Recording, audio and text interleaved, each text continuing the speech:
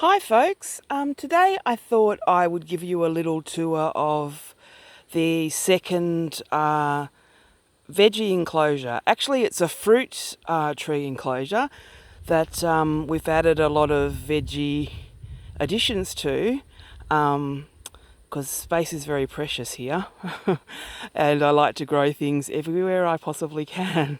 So I've done a little bit of planting today and I just thought I'd give you a little tour. Not as much in it as the other enclosure, and there are lots of reasons for that and I'll explain those as we go along. So let's go for a little wander in here. Okay, so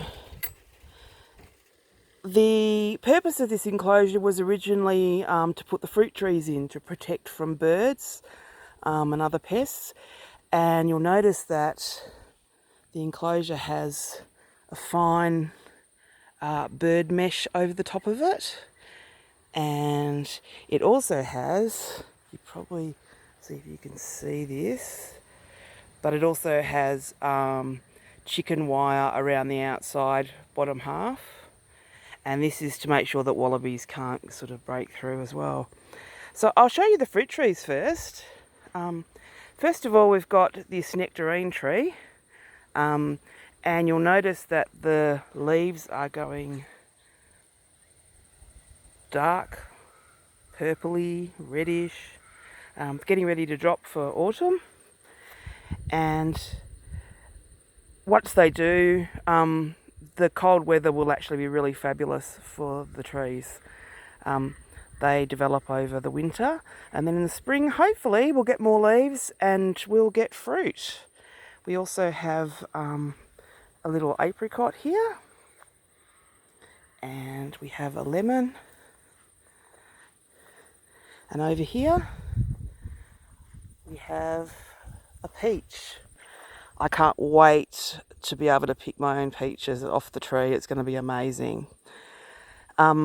All of these trees were bare-rooted trees this year. So what that means is, for those that don't know, when you get a new fruit tree, you buy bare-rooted trees, and they are basically a stick with roots at the bottom of it that you plant. And for the first year, the tree just develops and you don't get any fruit. It's just development time.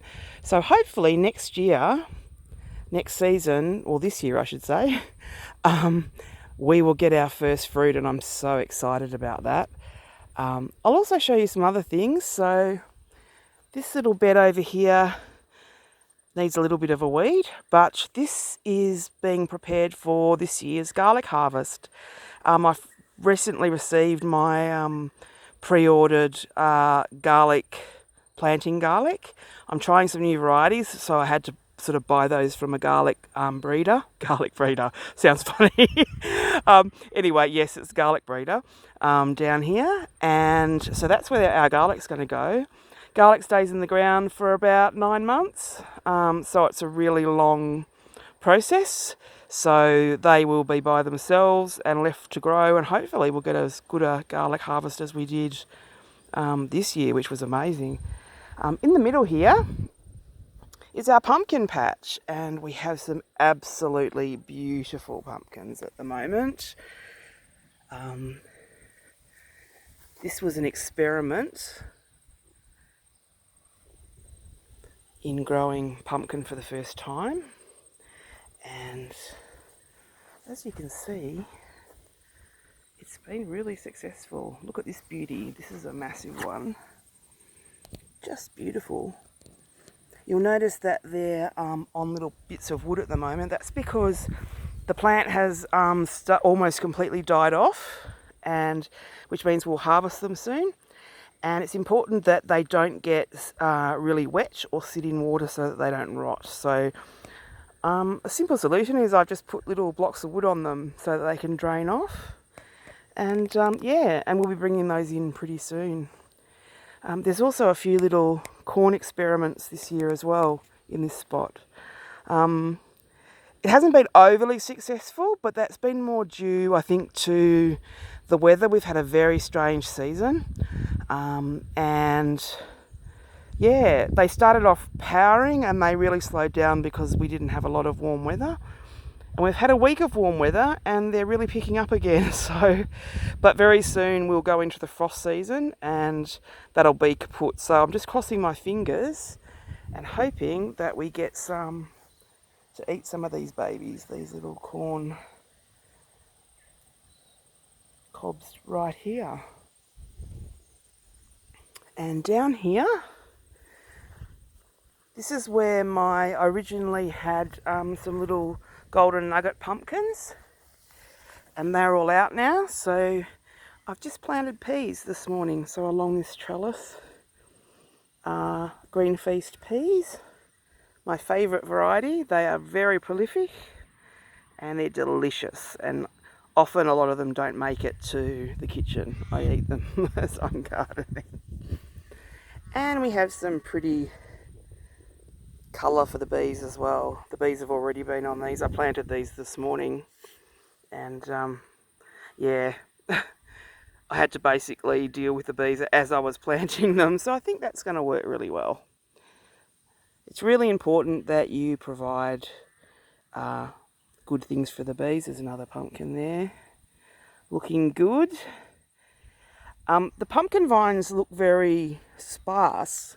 That is because I have been cutting away the dying pumpkin leaves to give these guys as much sun as possible.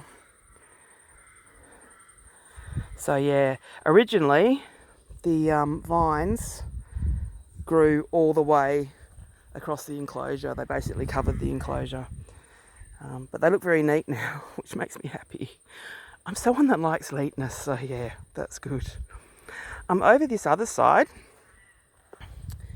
we have the beginnings of what will be the berry patch. On the end here, we have red currants, which are just developing. And I've planted lots of nasturtiums in the understory there. And we're getting these raspberries are a heritage variety and they're an autumn raspberry. So you get most of the raspberries in autumn, you get a few in summer.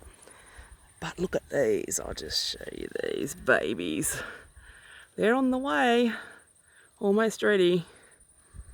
In fact, probably tomorrow I'll pick some of those. We're expecting a lot of rain in a day or two, so I'll be picking the ones that are ripe because we don't want them to just rot.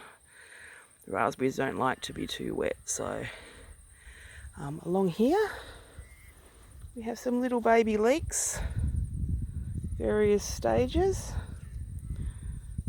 and over on this side is a experimental garden bed. I am trying a no-dig garden bed method, which is basically you lay cardboard on top of the ground and then you put layers of mulch and manure and bits and pieces and then you leave it for a couple of months. It breaks down and you can plant into it, and it also means that you eliminate weeds and you don't have to dig garden beds, which I've done with all of these, which was absolutely back-breaking. My back hated me. All of these beds here were all dug. Yes. So, and the plan is, it looks like the beds are coming up really beautifully, and I'm going to put them all the way around the edge. So suddenly I've got all this extra growing space, and that's what it's all about. Using as much of the space as you can in an efficient way. I'll just show you this. This is, I'm starting this in a pot, but it was a little offcut of horseradish. And once it's developed enough, I'm going to plant that into the ground. But it's coming along quite well. And these are a couple of things I planted today. That's feverfew. So it will develop and it'll have little basically little white sort of daisies on it. Feverfew is a great herb for headaches and migraines, so that I'll be adding to the herb collection of plants. Elysium, which has just been planted as well. Bees go crazy for that. And all along here Yesterday I planted little mini cauliflowers, and I've left one, as you can see, I've got them covered at the moment with bottles to protect them from moths. The white moth, the white butterfly, which love to eat brassicas. But there's one just coming along. I'll cover that up again soon. But there they are. So this will be my first crop, hopefully, in the no dig section of the garden. And hopefully that will work. So yeah, so this garden is really sort of new. It's just getting going. But eventually my plan is to fill all of the edges with plants. And I'm also going to put some bulbs in here as well. So I'm going to wait till the heavy rains are over, which we'll get in a few days. And then I'm going to put bulbs through here as well. So that'll be beautiful, I think. Bulbs and fruit trees. And as I said, next year I really hope that, or this coming season, we hopefully will get our first fruit.